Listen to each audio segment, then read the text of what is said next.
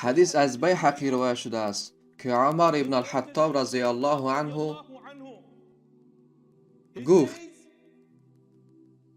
بدوی از قبیله بنی سلیم میگذشت که در دستش کلاسک داشت که آن را میخواست پخته خورد.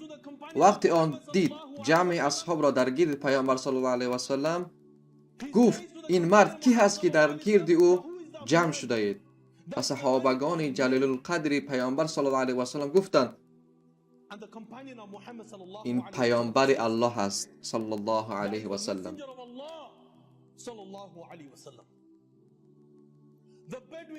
بدوی راه خود را دیگر کرده راست به سوی پیامبر صلی الله علیه و سلم آمد. وقتی که او پیامبر صلی الله علیه و سلم را دید، گفت قسم به لات و عزی، زن کودک به دنیا نآورده است که من آن را مثل تو بد بینم.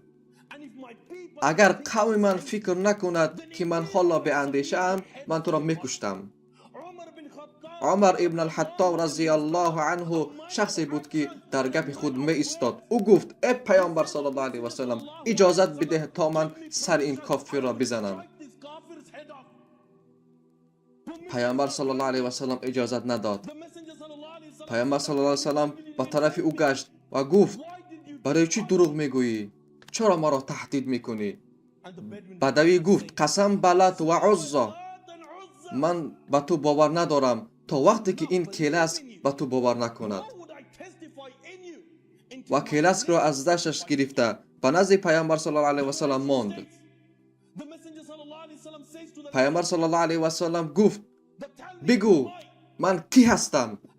و با آواز بلند با فحما گفت من سجده میکنم کسی را که عرش او در آسمان است، پادشاه زمین و آسمان است و رحمت او جنت و عذاب او دوزخ است. و پیامبر صلی الله علیه و سلم باز پرسید بگو من کی هستم؟ بگو من کی هستم؟ او گفت تو پیامبر الله هستی و تو پیامبر الله هستی و کسی بر تو باور کرد موفق شد و کسی باور نکرد در عذاب خدا گرفته می شود. و بدوی خطاب کرد من شهادت می دهم که معبود قابل پرستش بجز الله نیست و محمد پیامبر الله است.